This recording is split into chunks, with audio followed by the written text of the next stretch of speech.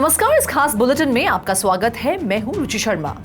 Virtual digital asset पिछले 24 घंटों में नीचे ट्रेड कर रहे हैं, जिससे छुट्टी वाले हफ्ते की शुरुआत में दर्ज की गई कुछ बढ़त कम हो गई है, क्योंकि निवेशकों ने प्रमुख घटनाओं से पहले सावधानी बरतने का विकल्प चुना है, जिसमें वीकेंड में मुख्य इन्फ्लेशन डेटा जारी करना और फेडरल रिजर्व के अधिकारियों का भाषण शामिल है।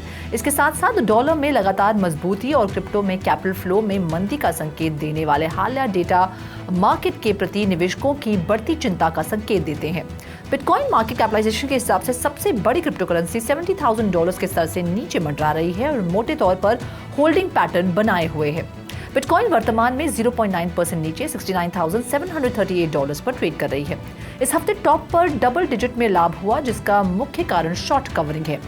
हैशटैग्स द्वारा अपने बिटकॉइन फ्यूचर्स को ETF में परिवर्तित करने से बिटकॉइन को भी लाभ हुआ है और दुनिया की सबसे बड़ी निवेश फर्म ब्लैकरॉक के CEO Larry Fink ether ETF के लिए आशान्वित हैं। हालांकि मार्केट कैपिटलाइजेशन के हिसाब से दूसरी सबसे बड़ी क्रिप्टो करेंसी इथीरियम की कीमत $3,500 के करीब नीचे ट्रेड कर रही थी। इसने हाल ही में 3% की हानि के साथ $3,512 पर ट्रेड किया। दूसरी ओर प्रमुख layer 1 blockchain Solana, Dogecoin, Cardano और रिपल के टोकन में गिरावट आई, जबकि बाइनेंस डोजकॉइन ने लाभ दर्ज किया। पिछले 24 घंटों में ग्लोबल क्रिप्टो मार्केट कैप 1% घटकर $2.62 ट्रिलियन हो गई। दूसरी ओर कुल क्रिप्टो मार्केट का वॉल्यूम 9% बढ़कर $116 बिलियन हो गया। डीफाई में कुल वॉल्यूम वर्तमान में $12.4 बिलियन है और सभी स्टेबल कॉइन $104 बिलियन है, जो कुल क्रिप्टो मार्केट के 24 आवर के वॉल्यूम का क्रमशः 11% और 89% का प्रतिनिधित्व करता है। बिटकॉइन का प्रभुत्व वर्तमान में 52.2% है, जो दिन के मुकाबले 0.2% अधिक है। टॉप 15 टोकन का पैरामीटर IC15 इंडेक्स 0.7% गिरकर 89,061 पर आ गया है। इस बीच डिसेंट्रलाइज्ड फाइनेंस प्रोटोकॉल इथीना, जो $1.3 बिलियन USDE टोकन प्रदान करता है, ने अपने यूजर्स को 750 मिलियन ENA टोकन्स का या फिर कुल सप्लाई का 5% एयर ड्रॉप करके 2 अप्रैल को अपने गवर्नेंस टोकन की शुरुआत करने की योजना का अनावरण किया। 21 शेयर्स एक प्रमुख crypto currency exchange traded product issuer Ton coin पर आधारित एक स्टेकिंग ETP लॉन्च कर रहा है। टन कॉइन स्टेकिंग ETP एक भौतिक रूप से समर्थित प्रोडक्ट है, जो टन के प्रदर्शन को ट्रैक करता है और बेहतर प्रदर्शन के लिए स्टेकिंग यील्ड का पुनर्निवेश करता है। ये प्रोडक्ट 27 मार्च को टिकर टन के तहत स्विस 6 एक्सचेंज पर ट्रेड करना शुरू कर देगा। 21 शेयर्स के को-फाउंडर और प्रेसिडेंट ओफेलिया सिंडर ने कहा कि टन अब तक लॉन्च किया गया पहला और एकमात्र टन ETP है। Staking ETPs non staking ETP से बेहतर हैं, क्योंकि स्टेकिंग यील्ड से ETP होल्डर्स को लाभ होता है, क्योंकि एक नॉन स्टेकिंग ETP टन में भुगतान की गई अपनी इनकम स्ट्रीम को छोड़ देगा। लॉन्च के समय टन कॉइन स्टेकिंग ETP के पास $25 मिलियन थे, जो लगभग 5 मिलियन टन के बराबर हैं। European securities and markets association ने माइका क्रिप्टो एसेट रेगुलेशंस के संबंध में अंतिम नियम जारी किए हैं, जो इंस्टीट्यूशंस के लिए क्रिप्टो से जुड़ने का द्वार खोल सकते हैं। नियमों में क्रिप्टो एसेट सर्विस प्रोवाइडर्स को लाइसेंस देना, कैसे रेगुलेटेड इंस्टीट्यूशंस कैश सर्विसेज की पेशकश करने की अपनी योजनाओं के बारे में अधिसूचना प्रदान करते हैं, कैश में हिस्सेदारी के अधिग्रहण और कस्टमर कंप्लेंट हैंडलिंग को शामिल करते हैं। एस्मा ने नियमों के तीसरे पैकेज पर एक परामर्श भी प्रकाशित किया है, जिसमें मार्केट अब्यूज और क्लाइंट राइट्स का पता लगाने जैसे विषय शामिल हैं। जर्मन रेगुलेटर बाफिन ने अत्यधिक विस्तृत नियमों के बारे में चिंता जताई, क्योंकि अकेले माइका को गाइडलाइंस के 57 अलग अलग सेट्स की आवश्यकता होती है। लाइटकॉइन की कीमत 2 हफ्ते में अपने उच्चतम स्तर करीब $99 पर पहुंच गई है। क्रिप्टो करेंसी मार्केट में 1.15% की कमी देखी गई है, लेकिन लाइटकॉइन अभी भी व्यापक क्रिप्टो मार्केट में साल दर साल कमजोर प्रदर्शन कर रहा है।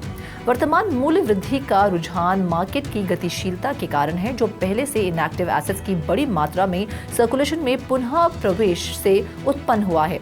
5 मार्च को लाइटकॉइन मार्केट में कम से कम 5 साल तक अछूते रहने के बाद $60 मिलियन से अधिक मूल्य के 600,000 से अधिक LTC टोकन्स की वापसी देखी गई। LTC की कीमत उसी दिन 19% से अधिक गिर गई, लेकिन तब से 37.25% की गिरावट आई है, जो दर्शाता है कि मार्केट ने एक बार निष्क्रिय टोकन की अचानक आमद को अवशोषित कर लिया है। अप्रैल में कॉइनबेस द्वारा cash settled Litecoin futures contracts के संभावित लॉन्च के संकेत से मूल्य रैली को और बढ़ावा मिला है। UAE Web3 gamified digital asset startup AC ने एमिनेमोका ब्रांड से निवेश हासिल किया है, जिसका लक्ष्य वेब3 एनवायरनमेंट के भीतर डिजिटल एसेट ट्रेडिंग की दक्षता और अनुभव को बढ़ाना है। एसी के टेस्टनेट पर 1.6 मिलियन से अधिक वॉलेट हैं और 2024 के बाद से इसका यूजर बेस 3 गुना हो गया है। पार्टनरशिप एसी को सेल्स के लिए वन स्टॉप लिक्विडिटी सॉल्यूशन बनने, व्यापक दर्शकों तक पहुंचने और वेब3 इकोसिस्टम के भीतर अपने कनेक्शन को मजबूत करने में मदद करेगी। इसी के साथ एसी ने 7x वेंचर्स, मेवन कैपिटल और मोमेंटम 6 के साथ साथ हाई प्रोफाइल क्रिप्टो प्रभावितों के माध्यम से फंडिंग राउंड में $3 मिलियन से अधिक जुटाए हैं। एसी का लक्ष्य प्रमुख नीलामी प्लेटफॉर्म्स और एनएफटी मार्केटप्लेसेस की सुविधाओं को एक मोड के साथ प्रदान करना है, जिससे यूजर्स को high value real life items और क्रिप्टो करेंसी पर छोटी बिड्स लगाने की अनुमति मिलती है। प्लेटफॉर्म की योजना बाद में 2024 में ब्लास्ट पर लॉन्च करने की है, जो इथेरियम पर निर्मित एक लेयर 2 मिनट है, जिसने हाल ही में पहली बार $2.3 बिलियन की स्टेक क्रिप्टो को अनलॉक किया है। यूएई स्थित crypto currency venture capital firm alpha token capital ने वेब3 कंपनी कैरीवर्स में निवेश किया है। ये निवेश CVTX टोकन में एक क्रिप्टो निवेश और कैरीवर्स में एक रणनीतिक निवेश होगा। कंपनी को अल्फा टोकन की साझेदारी, नेटवर्क की opinion leader partnership, exchange listing, marketing और कम्युनिटी का उपयोग करके ग्लोबल बिजनेस डेवलपमेंट में रणनीतिक सहयोग प्राप्त होगा। कैरीवर्स द्वारा जारी वर्चुअल एसेट CVTX का उपयोग इसके मालिकाना वेब3 गेमिंग प्लेटफॉर्म क्लिंक के लिए गवर्नेंस टोकन के रूप में किया जाता है। क्लिंक जल्द ही दक्षिण पूर्व एशियाई क्षेत्र में 30,000 से अधिक DAUs के साथ ग्लोबल मार्केट में विस्तार करेगा। कैरीवर्स के CEO डेविड यून ने कहा कि निवेश CVTX के इकोसिस्टम का विस्तार करेगा और इसके मूल्य को उन्नत करेगा। क्रिप्टो और ब्लॉकचेन होल्डिंग इकाइयों वाली कंपनी UAE IHC होल्डिंग ने 2025 में नई होल्डिंग फर्म 2.0 के तहत $27 बिलियन से अधिक की संपत्ति लिस्ट करने की योजना बनाई है। कंपनी, जिसने रॉयल ग्रुप की मौजूदा और नवनिर्मित फर्म्स को कंसोलिडेट किया है, वित्तीय सेवाओं से लेकर क्रिप्टो माइनिंग तक के क्षेत्रों तक फैली हुई है। इसमें लुनेट, अबू धाबी का newest fund, international resources holdings और निजी निवेश फर्म काइमेरा शामिल है। IHC ने हाल ही में फीनिक्स ग्रुप में 10% हिस्सेदारी हासिल की है, जो मध्य रूप से सबसे बड़ी crypto mining facility Citadel project का प्रबंधन करती है। CEO सैयद बसर का मानना है कि इन कंपनियों को महत्वपूर्ण पूंजी निवेश प्राप्त करने और इन व्यवसायों के विकास में मदद करने के लिए एक अलग इकोसिस्टम में आना चाहिए। कंपनी का मूल्यांकन 100 बिलियन दिरहम से ज्यादा होगा।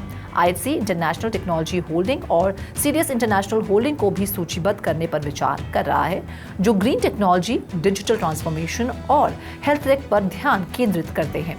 2024 में IHC ने माइनिंग और energy, asset management, micro finance, री इंश्योरेंस और AI में निवेश सहित नए क्षेत्रों को आगे बढ़ाने की योजना बनाई है और एशिया, अफ्रीका और दक्षिण अमेरिका में बातचीत चल रही है। क्रिप्टो एक्सचेंज क्यूकॉइन में अमेरिकी अधिकारियों के आरोपों के कारण पिछले 24 घंटों में एसेट अंडर मैनेजमेंट में उल्लेखनीय गिरावट और क्रिप्टो विड्रॉल्स में लगभग $1 बिलियन की गिरावट देखी गई है। एक्सचेंज ने Ethereum virtual machine compatible chains के माध्यम से $1.083 बिलियन का आउटफ्लो अनुभव किया, जबकि केवल $144 मिलियन का इनफ्लो हुआ। इथेरियम नेटवर्क पर नेट आउटफ्लोज $840 मिलियन तक पहुंच गया, जिसके परिणाम स्वरूप एक्सचेंज द्वारा रखी गई संपत्ति में 15% की गिरावट आई। अरखम इंटेलिजेंस के ब्लॉकचेन डेटा से पता चलता है कि टैग किए गए क्यूकॉइन क्रिप्टो एड्रेसेस द्वारा रखे गए क्रिप्टो एसेट्स की मात्रा मंगलवार को $6 बिलियन से गिरकर $4.8 बिलियन हो गई। कुछ उपयोगकर्ताओं ने विड्रॉल्स में देरी की सूचना दी है, जिससे एक्सचेंज की स्थिति के बारे में चिंताएं बढ़ गई हैं। मीम के रूप में शुरू हुई डोजकॉइन नाम की क्रिप्टो करेंसी 6 मिलियन एड्रेसेस तक पहुंच गई है, जो इसके विकास में एक महत्वपूर्ण माइलस्टोन है। डोजकॉइन की मार्केट वैल्यू $0.1828 है, जिसमें मामूली कमी के बावजूद डोजकॉइन पिछले 30 दिनों में 115.83% बढ़ गया है, जो मजबूत मांग और निवेशकों के विश्वास को दर्शाता है। कुछ स्केप्टिक्स द्वारा डोजकॉइन जैसे मीम कॉइन्स की इंट्रिंसिक वैल्यू और लॉन्ग टर्म वायबिलिटी पर सवाल उठाने के बावजूद इसका वर्तमान मार्केट परफॉर्मेंस और बढ़ता यूजर बेस एक अलग कहानी का सुझाव देता है। निवेशक और ट्रेडर्स तेजी से डोजकॉइन को अपने इन्वेस्टमेंट पोर्टफोलियो के एक वायबल कंपोनेंट के रूप में देख रहे हैं, जो महत्वपूर्ण रिटर्न्स और बढ़ते सामुदायिक समर्थन की इसकी क्षमता से प्रेरित है।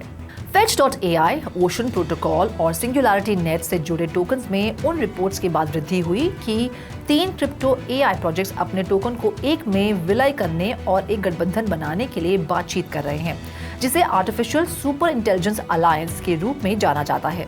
प्रस्तावित विलय का उद्देश्य एक ओपन डिसेंट्रलाइज एआई इंफ्रास्ट्रक्चर तैयार करना और प्रोजेक्ट्स के टोकन को एएसआई में संयोजित करना है। एक नया टोकन जो प्रस्ताव के अनुमोदन पर पूरी तरह से डाइल्यूटेड मार्केट कैप में बिलियंस के साथ लॉन्च होगा।